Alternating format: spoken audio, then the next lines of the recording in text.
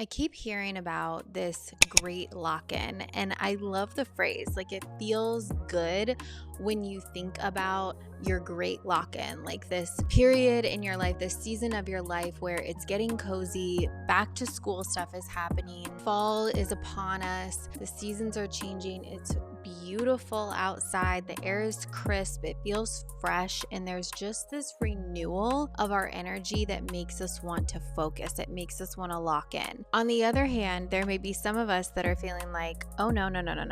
Fall is time for cozy. Fall is time to hibernate, rest, recuperate. I am done with all of the locking in and the hard work for the year. And if that is you, don't worry.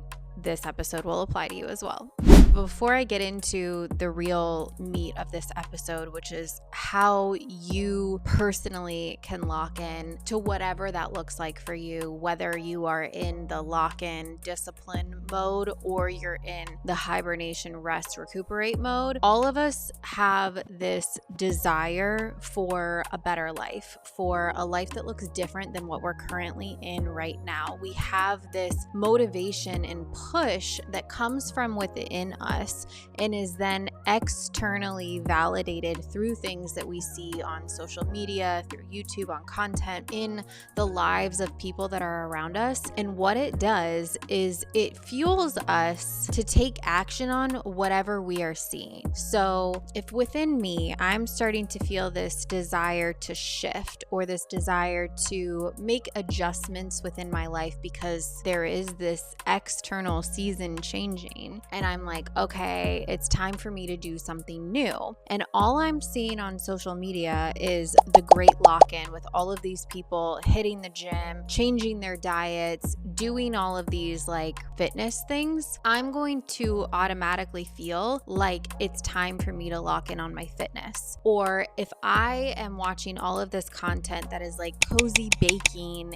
and making all of these recipes and, decorating my house for fall, then I'm automatically going to be drawn to make those changes in my life, in my home, in my recipes that I'm making. So what I want to bring to our awareness before we get into all of the steps that I would take to do your great lock-in is to really find out and know what locking in actually looks like for you. And why do you want to lock in? What do you want to lock in on? Because if we are just going off of what we're seeing around us and we're not actually tuning in to ourselves and what we want personally, we are going to go down a path that will lead us to overwhelm. It will lead us to guilt. It will lead us to feeling resentful. It will lead us to feeling totally burned out with our lives because we didn't intentionally make a decision about what we were going to lock in on. And I also just want to make the point that just because you're labeling something the great lock-in, which again,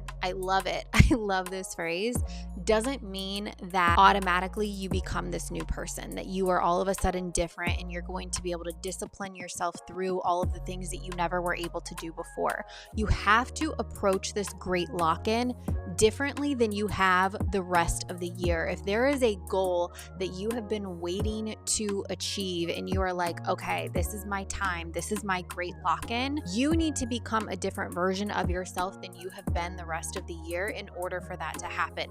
You need to approach this great lock-in differently than you have approached the rest of the year, because if you keep doing things the same exact way that you've been doing them all these other times, you are going to fail yourself. And I'm sorry to be so harsh about that. And I don't actually think of failure as like a bad thing, but when we don't accomplish the things that we set out to do, we feel like failures and then we beat up on ourselves. And that is not doing any of us any good. We need people like you to achieve things in life because number one, you freaking deserve it. You are a hard worker. You're a high achiever. You achieve all these other things for all these other people, but you are not locking in on yourself, and you deserve to feel successful inside. You deserve to feel like you have achieved something. You deserve to end this year feeling proud of yourself and the things that you have done to contribute to your own success internally. If you want your habits or your discipline to stick this time, you're going to have to approach it differently. I'm not saying that you can't use this time to lock in and go after your goals and get super disciplined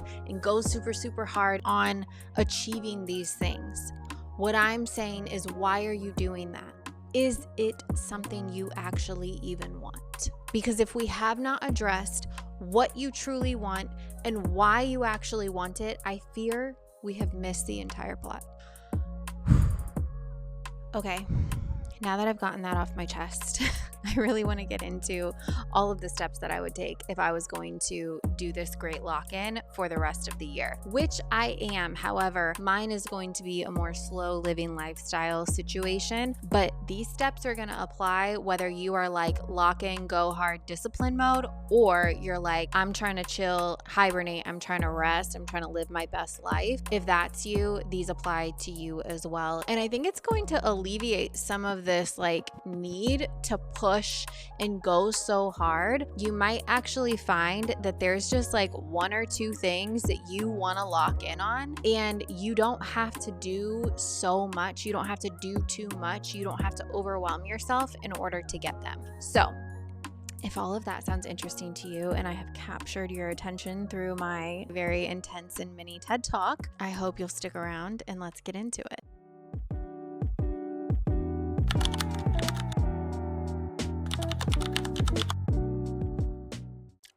So glad you're still here. Okay, what do you feel like locking in on for this year?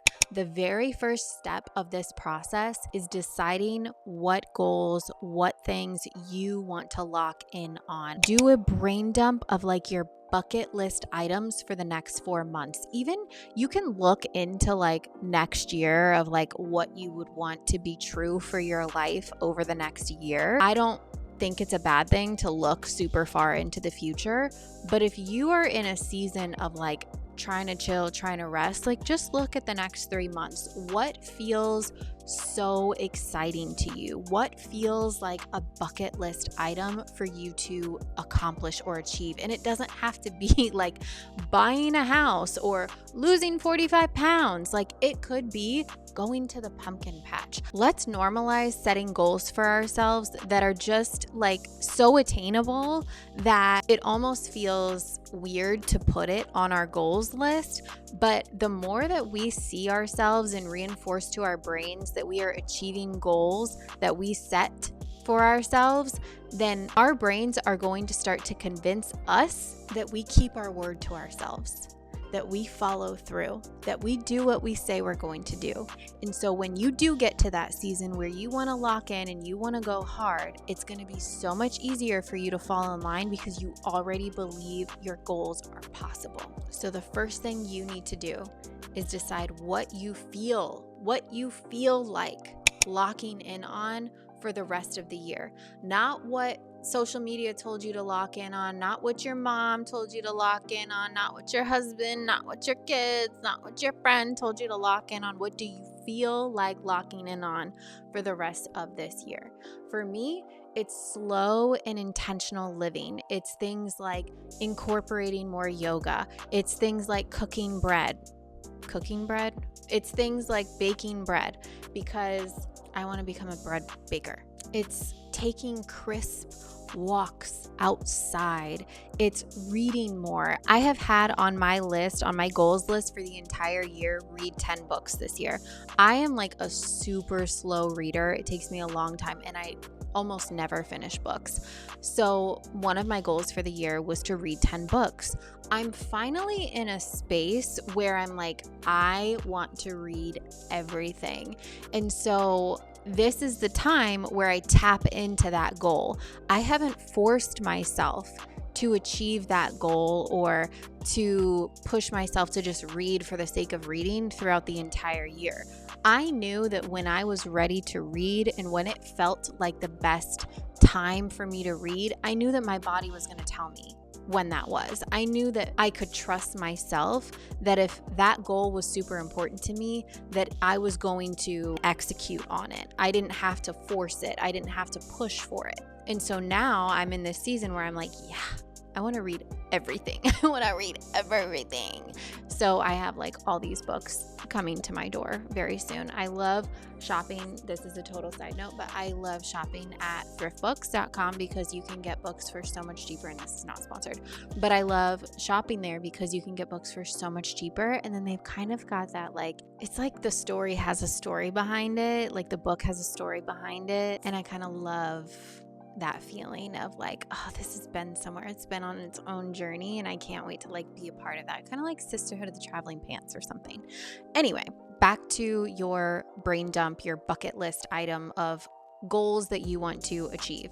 What would make you feel proud of yourself in the next 3 to 4 months? What would make you feel successful and happy about your life? My husband was telling me how one year when we were living in California, we lived across from this outdoor mall and we would walk over there and have dinner and go shopping and all of these things. And one year for my son's school, my husband went to go shopping for him and got all of his new school clothes and like walked home with all of these bags. And he was like, in that moment when I was walking outside and I'm like looking at the stores and I'm walking home and I've got the bags in my hand, I'm looking at the palm trees and I'm just like breathing in this California air. He's like, in that moment, I was like, I made it. I made it. I did it. The reason I'm telling you this story is like, have you had a moment like that where you looked at your life, you felt in your body, I made it. This is what it was for. Like, this is what it's about. It's kind of like that trend where it's like, oh, I almost forgot this was the entire point. What is the entire point for you? What is it that you would want to do or to have in the next 3 to 4 months that would make you feel like, oh, yeah, this is what it was all for. This is why. This is success. I made it. What would make you feel like that? So make a list of all of those things. It might be long, it might be short, especially if they're bigger things. You may not have a ton on there, but just list it all out. List it all. Everything you can think of, okay? All right. Step 2, deepening your why. We need to understand why these things are important to you. When I was going through my life coaching certification, this was one of the biggest lessons that I was taught that I kind of like downplayed the importance of it. I'm like, okay, why does it matter why we want something? If we want something, we want it. It doesn't really matter why, but what you discover through deepening your why and discovering your motivating factor for why you want something, you realize that 1, you may not even want it. You may not even actually want it. It might be something that you got off of social media and were like, oh, that's not actually important to me. I was just influenced. It might be something that like your parents ingrained in you that it was important, or that your significant other or spouse is like pushing you to do, or like a friend has guilted you to do with them, or something like that, where when you get to the real reason why you're doing something or you're pushing something on yourself, you may not have even wanted it in the first place. The other thing that can happen when you deepen your why is you realize that what seemed surface level, like I want a bigger TV so that I can have a bigger screen to watch football on, that may seem like a very surface level materialistic thing to have as a goal, which is totally fine. But when you get to the heart of it and you ask yourself, well, why is it important for you to have a bigger TV to watch TV on? And you answer, well, I like to have friends and family over to watch TV, and I want to have a bigger TV so that they can all watch it together. Okay, why is that important that they can watch it together and that you can have those people over and that, you know, they're able to watch on a bigger TV? Well, because I want them to feel comfortable. I want them to feel at home in my home. I want to give them an enjoyable experience. Why do you want that? Why do you want to give them an enjoyable experience? Well, it makes me feel good when I'm able to host people and have the people I love around me and spend quality time with them. Why is it important to spend quality time with people you love? Because it's the one time that I really get to connect with them. I work a lot and I have a lot going on in my life and they have a lot going on in their lives, but on Sundays it's the one time that we really get to spend quality time together and connect with each other when we don't always get to do that on other days. So what was initially this very materialistic, not super important, I just want a big TV to watch football on, is actually motivated by something so much deeper and more meaningful than just wanting to buy a TV. So if you're in a situation where you start to feel like, why am I doing this again? Why am I saving up for this TV? Why is this important to me? Knowing your reason, knowing your motivating factor is going to help you keep working towards the goal when you kind of lose sight of why it was important in the first place, or when you start to stray off track and start to spend your money that you're trying to save for the TV, if you start to spend it on going to the casino or getting margaritas with the girls, like if you start to spend it on these other things, when you get to your realignment of, hey, you're focused on this goal here and here's why, then it makes it a lot easier to say no to things that aren't a priority to you right now. No matter how exciting it sounds to go for margaritas with the girls, you can have margaritas with the family and friends on Sundays. You can do that when they come over and watch your big TV. Hopefully this is all making sense. I know that was kind of like a random example, but hopefully the example lands for you. And the entire point of this is to discover why it is important for you to have that thing. So for all of the goals, especially the bigger ones that maybe are going to take more effort, more energy, more time to accomplish, I really want you to spend some time asking yourself, why do you want this? And don't just ask yourself why once. Ask it 3, 4, maybe even 5 times. Why is that important? And then after you answer that, ask why that's important. So like, I want a TV. Why is that important? Because I want to watch it with my family. Okay, why is it important to watch with your family? Like, keep asking yourself why to the next answer that you had. Hopefully that makes sense. Okay, step 3 of this process, we are going to rewrite or remove anything that is no longer relevant from our goals list. After you do your practice of asking yourself why it's important, if you get to the point where you're like, actually, that's not a priority, actually, I never really wanted that to begin with, then we want to just remove that from our list. We don't need that cluttering things up. We don't need ourselves feeling guilty or like a failure just because we didn't get it done when we never actually wanted it to begin with. Like, that is the craziest thing. Oh my gosh, I'm such a failure. I didn't do this thing. But it's like, I never even wanted it, but I feel like a failure because I didn't do it. And it's like, girl, just delete it from the list. Pretend it never existed because it never should have. That one's really easy. Just rewrite the list or, remove anything that is no longer relevant. Next thing you're going to do is list out the steps for every single goal. I really like to use Notion for doing this. I actually have a goal setting and planning template linked down below in the description if you want to grab that and do this part in there, because it can really help you see all of the steps at a glance and then plan specific dates for when you're going to execute on those things. So let's go back to our TV example. If we want to buy a new TV, there are several steps that we're going to need to do before we buy the TV. Number 1, we're going to need to research the best TVs. We're going to need to decide on what size. We're going to need to save up. We're going to need to decide how much we can save every paycheck or every week or whatever. And then we need to decide when we're going to buy it. Do you want to buy it just whenever? Do you want to wait for a specific sale like Black Friday? Considering all of the factors around the goal and listing out the steps that you're going to have to take in order to accomplish the goal. Now, something simple like baking bread could be as easy as look up a recipe, buy the ingredients, bake the bread, share it with a family member.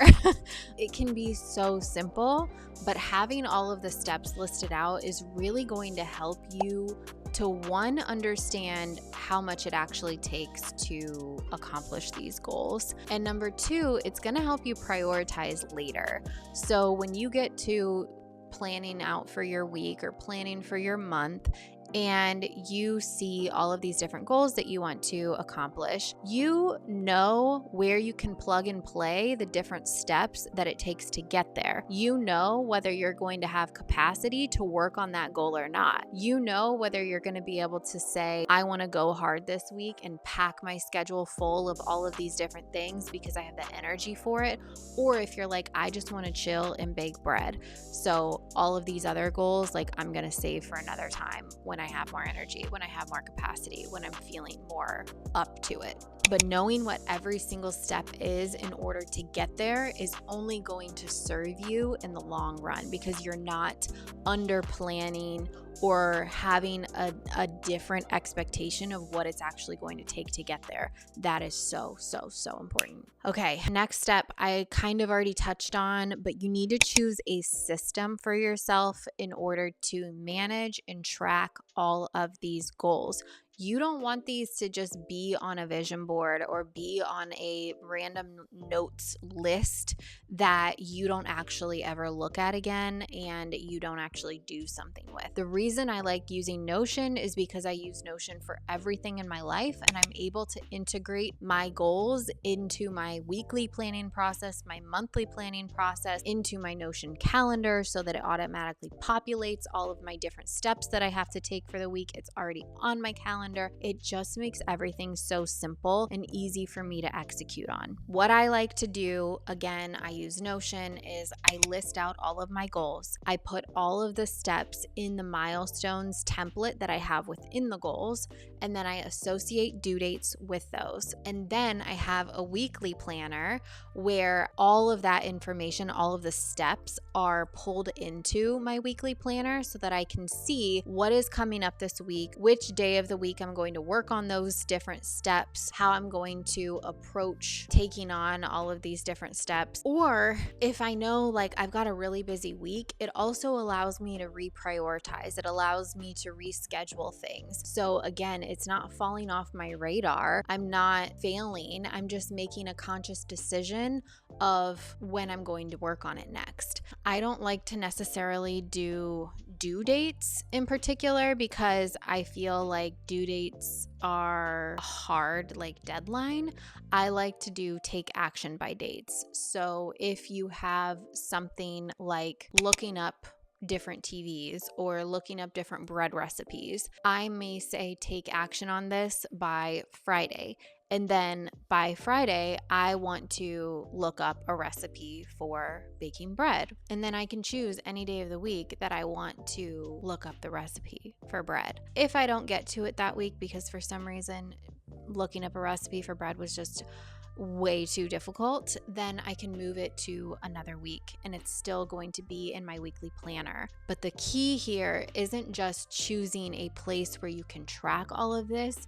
It's having a system for yourself to constantly be reviewing it. I look at my Notion every single day. I am never forgetting what I have as a priority for my life, what goals I've set for myself, or the steps that it's going to take to get to those goals, because I'm looking at it daily. And this was a practice. It took me time to get used to looking at this information every single day and using it to my advantage. But having a space in Notion where it was dedicated to planning my week, and that is where all of my calendar items were generated from, that made it so that I had to go in there. I have to go in there because that's where my to-do list is. I have to go in there because that's where I have put all of my weekly plans. I have to go in there because if I don't, then nothing will get done. And so I made it my one-stop shop, because if I had a list on a piece of paper somewhere, and then I had a list in my notes app on my phone, and then I had a list in Notion, and it wasn't all in one spot, I probably would forget. I would forget to use Notion. I would forget to look at my goals. I would forget what was on that to-do list, and then it's going to all pass me by, and time has flown, and now all of this stuff I wanted to get done, all of these steps that I was supposed to be taking action on, have not been executed because I wasn't looking. And it's not because you're lazy. It's not because you're not capable. It's not because you don't have time. It's because you're not thinking about it. So if you are consistently putting this information in front of you, you will have so much more success without feeling like you're behind, because it keeps you on track moving forward at a sustainable pace. Whew, I need a drink. This is really good stuff. I hope that you guys are taking notes. This is like a masterclass. Oh, and one more thing. As part of this system that you are choosing, wherever you choose to put this information, whether it's on paper, in an electronic document, or whatever, make sure that you have a schedule for how often you are going to look at this information. For me, it's daily. I have a weekly routine where I'm planning for my week and I'm looking at everything in detail. I'm going through my milestones. I'm going through my personal projects, my professional projects.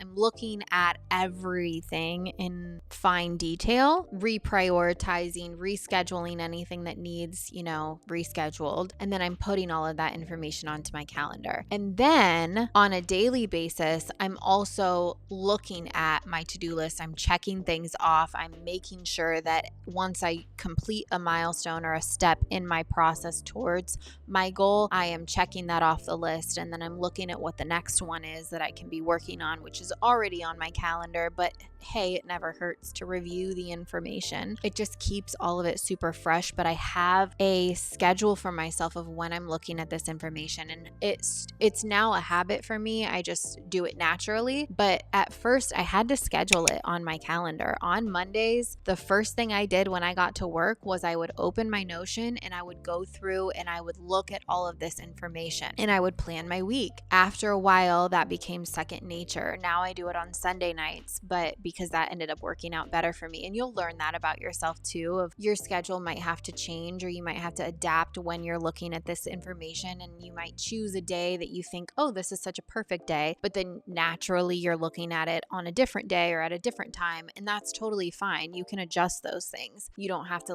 be so rigid about it. But I would say that when you're first getting started, as much and as often as you can, to be looking at this information if it's important to you. If you are like, Tony, I don't want to do any of this BS, I just want to sit and watch Gilmore Girls, then that is fine. That is fine. What I want for you is for you to feel your best, for you to feel successful. And if a successful Q4 is crocheting on the couch watching Gilmore Girls, then I love it so much.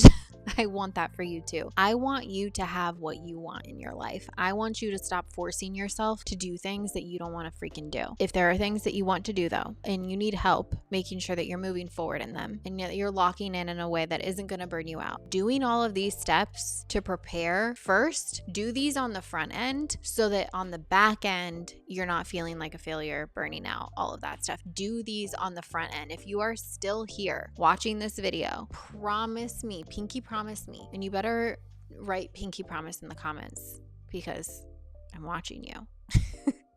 No, but seriously, pinky promise me that you will do all of these steps before you start working on the goals. If you've already started working on the goals, that's fine. But do these steps now so that if you're in that mode of I'm locked in right now and you're motivated and you're pushing forward, there will be a time where you hit a wall. There will be a time where that motivation runs out. It's just going to happen. It always does. And when you get to that spot, if you have all of this done, you will be able to keep going. You will be able to push through that wall. You will be able to lean on your system, on your roadmap, on your plan, instead of relying on motivation alone. Last step here, also kind of mentioned this, put your milestones and all of the steps on your calendar.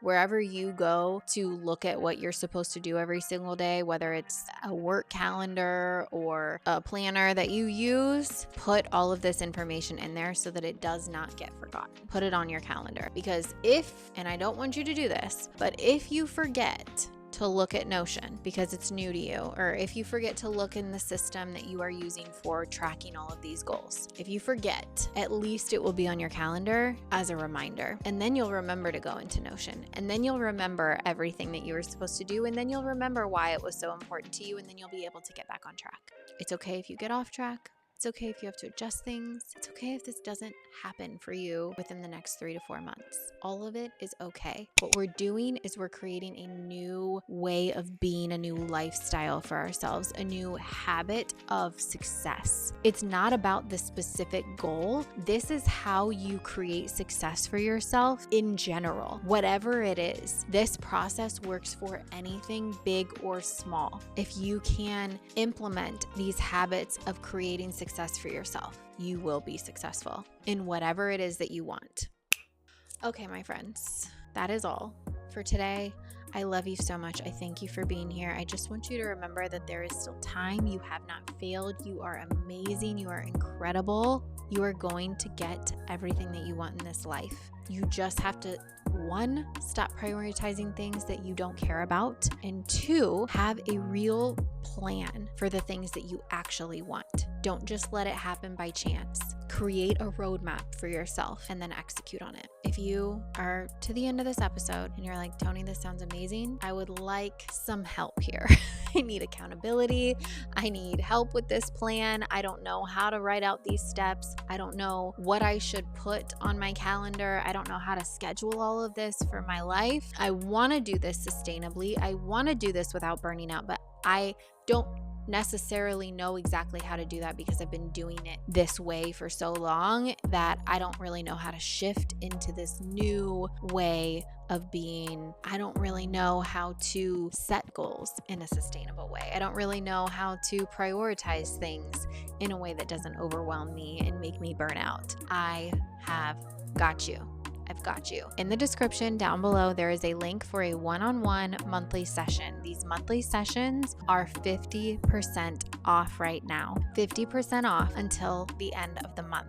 If you grab one, you don't necessarily have to schedule it or put it on the calendar this month. You just have to buy the session before the end of the month and you will get it 50% off. If you are needing a one-on-one session to set yourself up for success for the rest of the year in a way that feels sustainable and isn't going to overwhelm you and burn you out, and you really want help and accountability with creating that plan for yourself, go grab one of those sessions, especially right now. It is never going to be this price again. I am just feeling extremely generous because I love you guys and I really, really, truly want you to lock in on the things that truly matter to you and that are going to bring you that sense of, I did it, I made it, this is what it's all about. So that is there if you need it. The Notion template I used in this video today is also down below, so please go grab that if you haven't already. I love you so much. I'm wishing you so much success on your week ahead, and until next time.